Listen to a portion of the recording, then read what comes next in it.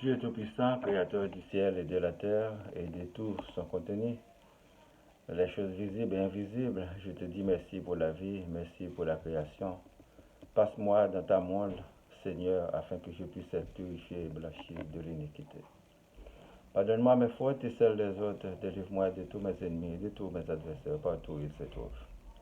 Tu connais leur cœur, tu es un Dieu de vengeance et de justice pour les innocents. Rends-moi justice, justice, justice. Mon nom c'est Boniface Paradon, votre serviteur. Je vous salue très cordialement dans le précieux nom de notre Seigneur et Sauveur Jésus-Christ, le roi des rois. La voix du Seigneur Dieu dit, celui-ci est mon fils bien-aimé, écoutez-lui. Enfin, je vous dis merci et bienvenue sur le web, chers internautes, à l'écouter à la visualisation de cette nouvelle édition. Soyez sanctifiés. Le titre d'aujourd'hui c'est J'aurai pitié de lui, dit l'Éternel. Jérémie chapitre 31 du verset 15 à 20. Ainsi parle l'Éternel, on entend des cris à Rama, des lamentations de la mère. Rachel pleure ses enfants. Elle refuse d'être consolée sur ses enfants car ils ne sont plus. Ainsi parle l'Éternel, retiens tes pleurs, retiens tes larmes de tes yeux, car il y aura un salaire pour tes œuvres, dit l'Éternel, ils reviendront du pays de l'ennemi. Il y a de l'espérance pour ton avenir, dit l'Éternel, tes enfants reviendront dans leur territoire. J'entends Ephraïm qui se lamente, tu m'as châtié, j'ai été châtié comme un veau qui n'est pas dompté. Fais-moi revenir et je reviendrai, car tu es l'Éternel, mon Dieu. Après m'être retourné, j'éprouve du repentir, et après avoir reconnu mes fautes, je frappe sur ma cuisse. Je suis honteux et confus, car je porte l'opprobre de ma jeunesse.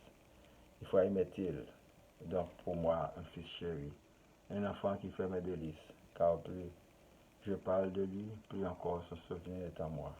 Aussi mes entrailles sont émues. En sa faveur, j'aurai pitié de lui, dit l'Éternel. Pour la prédication, mes frères et sœurs dans le Seigneur, que la grâce et la paix de Dieu soient toujours avec vous. Si le souverain sacrificateur est de Dieu, de même si le roi, le président, le gouverneur, les dirigeants sont de Dieu, leurs œuvres reflèteront le désir du Dieu vivant. Il réservera une récompense pour tous ses fidèles serviteurs. Et cette récompense, c'est la vie éternelle pour tous ceux qui persévéreront jusqu'à la fin. L'Éternel aura pitié d'eux. Et ce sera le contraire si quelqu'un est venu de ses propres chefs au nom de l'Éternel Dieu pour faire disperser son peuple. Leur sort sera l'anéantissement et leur part sera retirée du royaume de Dieu, car ils ont leur récompense sur la terre. Nous attendons et nous voyons l'atrocité dans le monde, la brutalité policière, la sauvagerie de l'armée, la dangerosité des groupes armés, la férocité des gangs, la criminalité des sociétés secrètes malfaitrices, des exécutions sommaires des opposants par les sbires de certains gouvernements criminels, la faim, les catastrophes naturelles et humaines. Notre Dieu créateur aura pitié des innocents et des victimes dans son amour. Nous serons rassasiés de vivre éternellement à côté de lui dans son bonheur sans fin. Rachel a pleuré ses enfants qui ne sont plus. Jérusalem a pleuré ses enfants du temps du roi Hérode. Comme aujourd'hui, nous pleurons nos enfants, nos proches qui ne sont plus, des fois à cause des criminels sans cœur. L'Éternel Dieu se souviendra de nous, qui pour la plupart devant son trône de la grâce. Il y avait un moment pour le pauvre Lazare et pour l'homme riche, à chacun son tour. Oui, il y a des conséquences dans notre vie. L'iniquité a un prix, des conséquences graves. C'est pourquoi nous devons nous courber devant l'Éternel Dieu, lui demandant pardon pour nos fautes, afin qu'il ait pitié de nous. L'arrogance de l'homme envers Dieu ne servira à rien, parce que dans une seconde, on peut être effacé de la surface de la terre comme on était venu. L'humilité en tout temps est une bonne formule pour s'adresser à Dieu. L'exemple parfait, c'est Jésus de Nazareth qui n'a pas raté une occasion pour s'adresser à son Père en prière et pour lui donner gloire et honneur. Jésus était le délégué de son Père auprès de l'humanité. C'est une formule que beaucoup de gens n'acceptent pas, car la sagesse de l'homme est une folie devant Dieu, et d'autant plus le secret du royaume est révélé à qui il veut. Même sur la terre, les enfants reçoivent plus de cadeaux quand ils sont plus sages, plus obéissants, plus aimables et plus proches de leurs parents. Pensez-vous que ceux qui placent Dieu devant dans leur activité n'ont pas exploré de meilleurs résultats? Bien sûr que oui. La confiance placée en Dieu ne sera donc pas vaine. Je vous exhorte à lui faire confiance si nous voulons travailler vraiment pour une société plus juste et équitable. Peuple haïtien, je vous souhaite du courage dans le combat. La vie, c'est une aventure. Vous qui nous écoutez depuis quelques années, j'espère que vous grandissez pas mal avec le temps.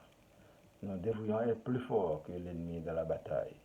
Il ne faut que contre la gagner. Et pour la gagner, il faut identifier l'ennemi ou l'adversaire.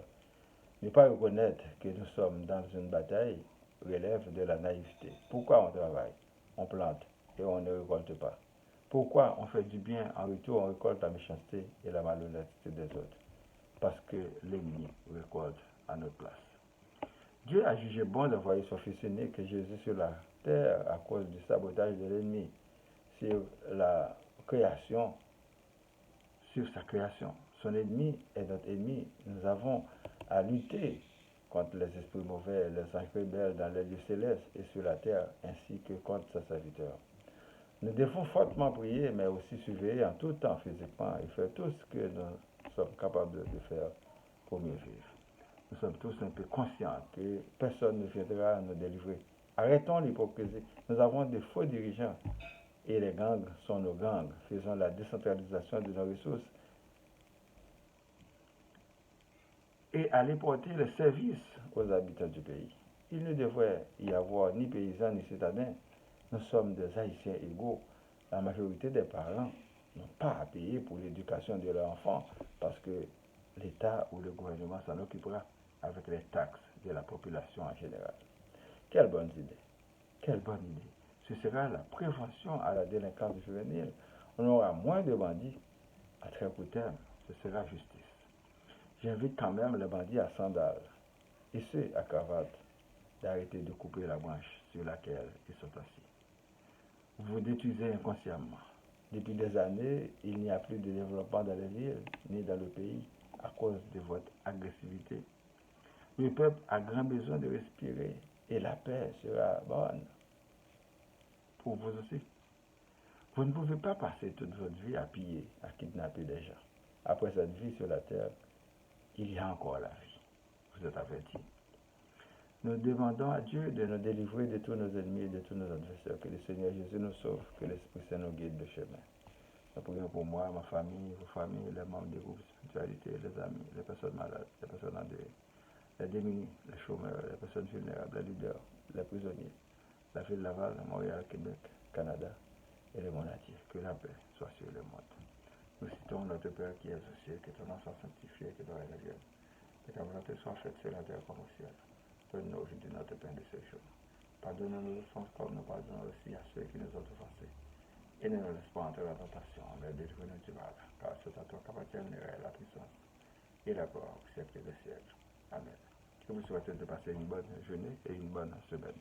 Lisez et méditez toujours sur la parole de Dieu.